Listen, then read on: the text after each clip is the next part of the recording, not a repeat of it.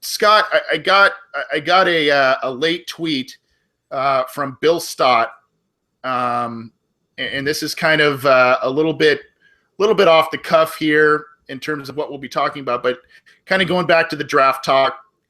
He said he would like a wide receiver opposite of AJ Green, maybe trade AJ McCarron for Brown's prior or Brown's second round pick and first and rights to Josh Gordon if he returns. If Mike Williams, Clemson wide receiver, is there at 9, you take him. If not, trade AJ McCarron to ensure we get Western Michigan's Corey Smith or a wide receiver like Juju Smith-Schuster. Any thoughts on that before we start to kind of close up shop here? I know there's kind of a lot to digest in those two tweets between Terrell Pryor, Josh Gordon, Mike Williams. I guess I'll just kind of say, if you had kind of your choice of those three, or maybe I don't want to say settling for a second round wide receiver like Smith-Schuster or the Western Michigan kid, would you have a choice on that? I think I'd go the second round receiver only because I'm pretty sure Pryor's a free agent this year. I think he is too, yeah.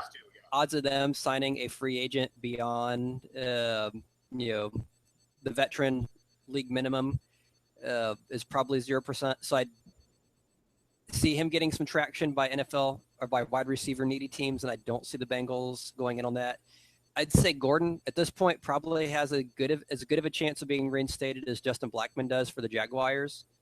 So I think at this point he's just failed so many tests. And even if they do put a reinstatement date, just the odds of him staying clean for that point, unfortunately for him, I don't know. It just seems some guys just having trouble staying clean, and he seems to be in that boat where I would be surprised if he ever got back on the field. So that leaves you the other route, which I think is another second-round receiver. And then I think the question becomes, well, what do you envision Tyler Boyd? Do you see him as just a inside slot guy kind of working underneath, or do you see him as a number 2, kind of as like Marvin Jones was? And then based on what you see in Boyd, I think that would determine what route they go. If someone like Mike Williams was there at number 9, would they say, okay, we're going to run our offense where we're going to pass pretty heavy to feed Green, Williams, and Boyd, and Boyd's, kind of that third guy, kind of what they would use in a, the smaller receiver kind of role? Or would they say, no, we think Boyd is a legitimate number 2, therefore we don't see the need in taking someone like Mike Williams, even if he's there. We'd wait till the second round and see who falls to us, or, trade back from 9 to 25 or 30 and see what's available there. Yeah, I agree with you on Gordon. I think you look at it and you kind of you start drooling a little bit, obviously, based on the year and a half that he had, where it was just like, whoa, this guy's incredible.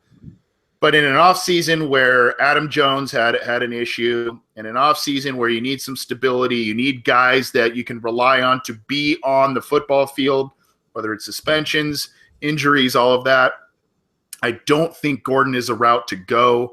I think, like you said, I think you maybe roll the dice in the draft.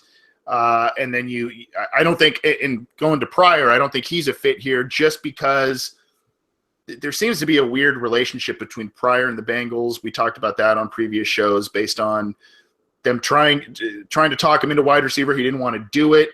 He went to the Browns. He had a pretty good year, but he's obviously had these war of words with the Bengals corners, and that, that's a whole thing. I think you kind of start fresh, and you get, if those defensive ends start flying off the board before 9, Mike Williams is there, I think that's the pick, if not maybe even a running back.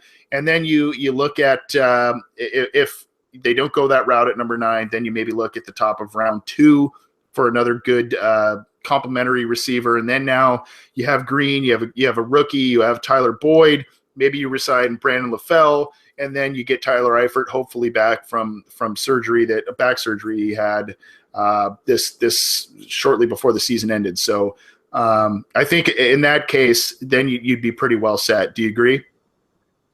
Yeah, I'd think, given the Bengals' current management, I think that would be the most logical path given their track record. I think one thing too with Pryor that He obviously put up some good numbers this year, but with the Browns, I think the one concern I'd have with him, if they even decided to pursue him, and as you said, it probably when it happened, is that you look at what the Browns have done, being so needy at the wide receiver position ever since Gordon's been out. That tight end, Cameron had that, one great year. Yeah. When they had no one else to throw the ball to, did nothing. Gary Barnidge, who had been a journeyman deep backup, and then all of a sudden the Browns have no one to throw to. He has a good year, and then same thing with Terrell Pryor this year. And it's mostly just because of volume, because you've got to throw the ball. You're losing your games. You're losing by a lot. Your quarterback has to throw a lot. Someone's got to catch it, even if he's not a good receiver. And I think that's the one thing with Pryor would be interesting to see is, okay, is he truly a great dynamic wide receiver, or did he just, do what Barnidge at Cameron did? He just put up big numbers because they just have to throw the ball. And because they're behind so often. Yeah, and there's no one else to throw to. Yeah. I mean, at some point, you've got to throw to somebody. Yeah, it's a good point. The other thing, and I don't want to go too much into this. I know you and I maybe thought about kicking this around. Bill, Bill Stott on Twitter got in touch with us. Thanks, Bill. Appreciate it. He did talk about an AJ McCarron trade. I don't want to get into the whole what's he worth at this point or any of that. I think that's going to be there was a lot of talk of that last offseason if he was going to be traded, especially after a good preseason and then, playing decent in regular season games and in the playoffs last year.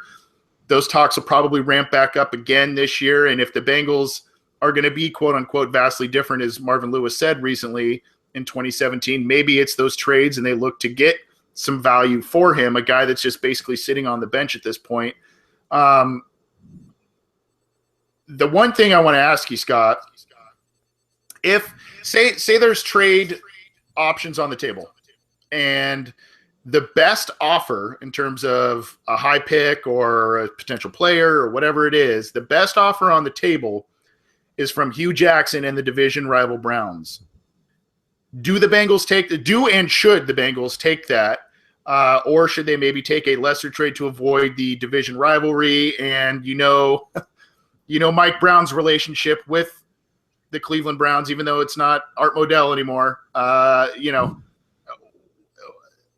What should they do if that scenario happens to pop up?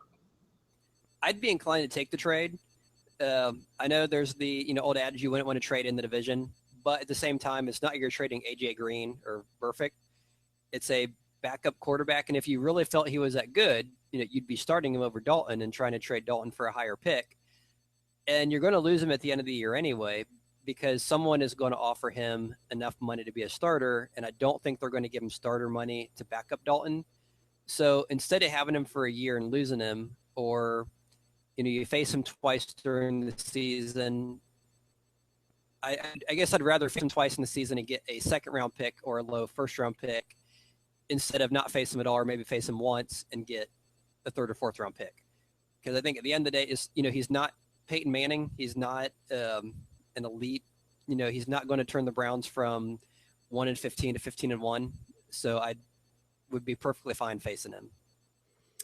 I'm in a good amount of agreement with you. I don't know if I wholeheartedly agree. I mean, obviously, if there is the chance that he becomes this guy that's a Tom Brady or something, then obviously you're like, oh, why did we do that? But based on the small sample size, I don't know that we see that. He has excelled in preseason. Then again, that's against 2s, 3s, and 4s, and did okay, when he filled in for the Bengals there.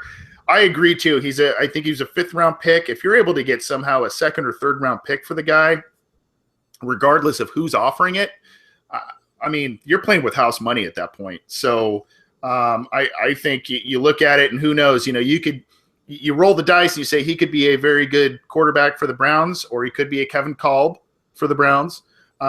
Meanwhile, you take that pick and you spin it into a productive wide receiver, productive defensive end, whatever. And, that's kind of the risk you take with the trade. But if the Bengals are dead set on Andy Dalton being their quarterback, which it most certainly seems that it is, that is the case, then if someone's willing to give you quite a bit for your backup quarterback, then I think regardless of who it is, you take a hard look at that and maybe pull the trigger.